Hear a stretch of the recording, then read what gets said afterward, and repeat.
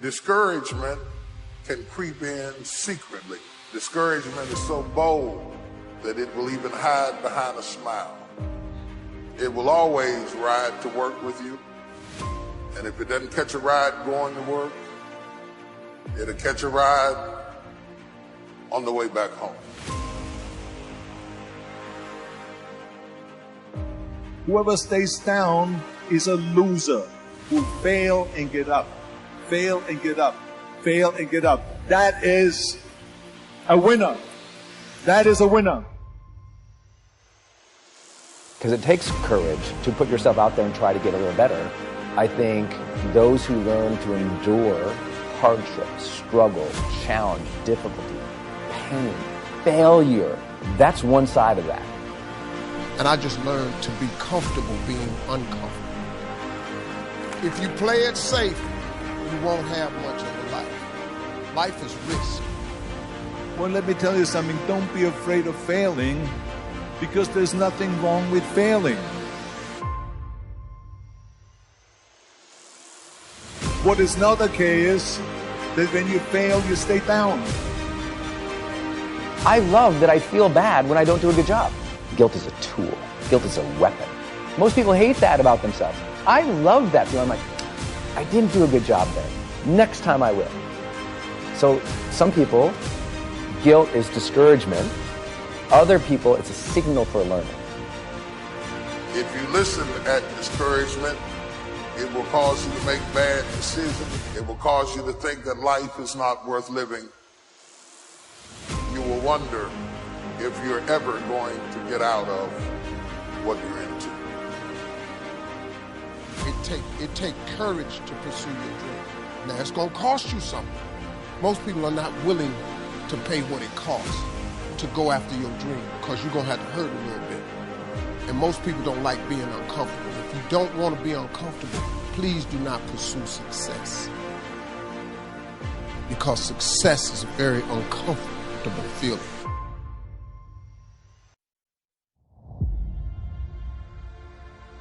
If you advance confidently in the direction of your own dreams and endeavor to live the life which you have imagined, you will meet with a success unexpected in common hours. Success is an inner process. Success is something that you bring to everything you do in your life.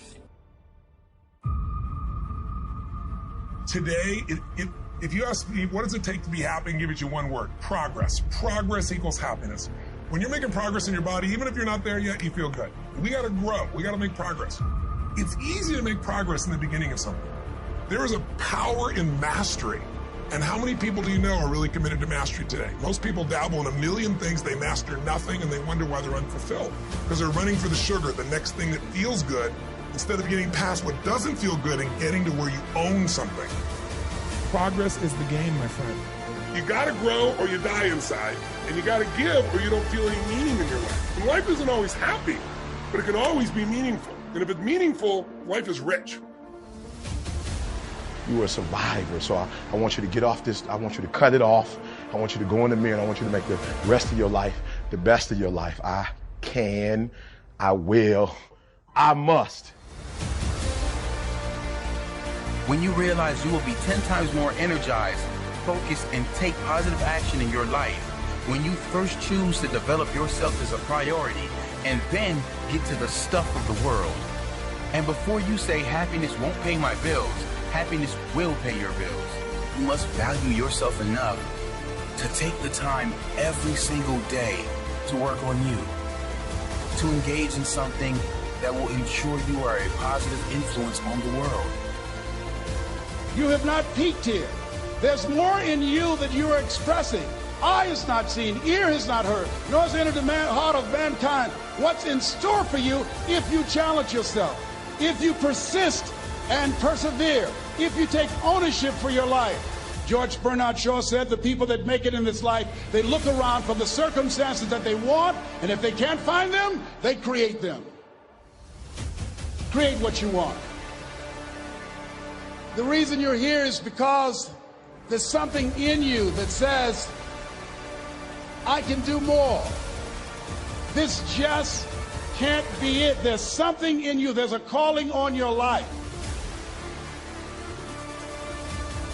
I want you to know that no matter where you are in life, no matter how low you have sunk, no matter how bleak your situation, this is not the end. This is not the end of your story. This is not the final chapter of your life.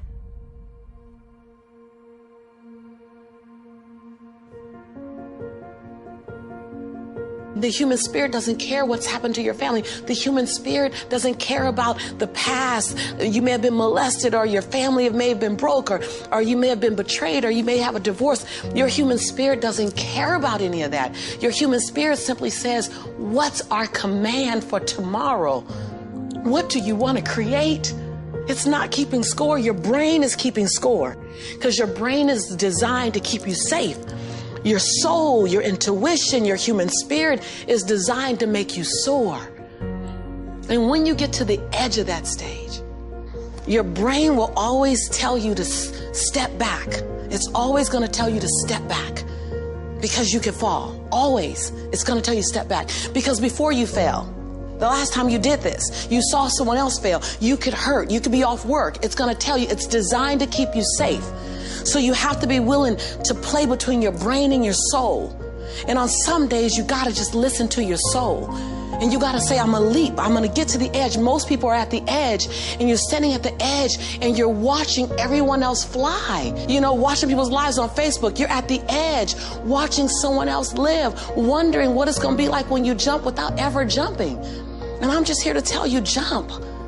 Because only three things can happen. You're either going to jump and fly, or you're going to jump and fall on something soft, or you're going to fall down hard. Either way, you're going to get back up. You already know you got what it takes to get back up.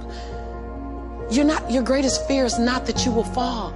Your greatest fear is that you will live a full life and never fly, that you never leaped. You're not afraid of dying.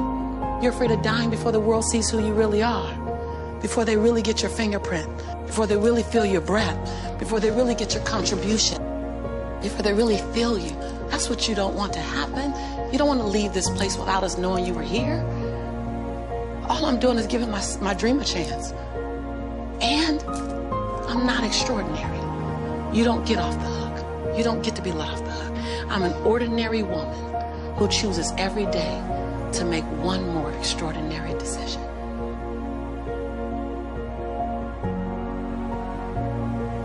What I'd like you to do right now, I want you to think about your dream.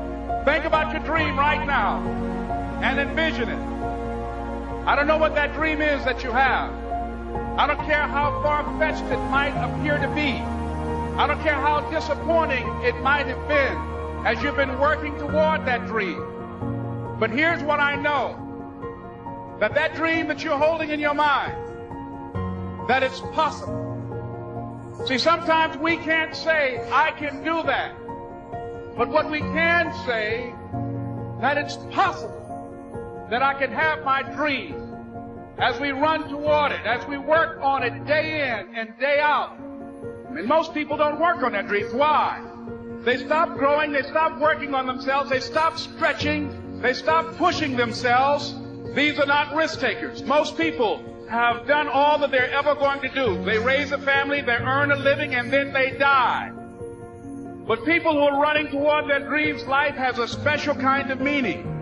That in the process of working on your dreams, you are going to incur a lot of disappointment, a lot of failure, a lot of pain, a lot of setbacks, a lot of defeats. But in the process of doing that, you will discover some things about yourself that you don't know right now. What you'll realize is that you're more powerful than you can ever begin to imagine.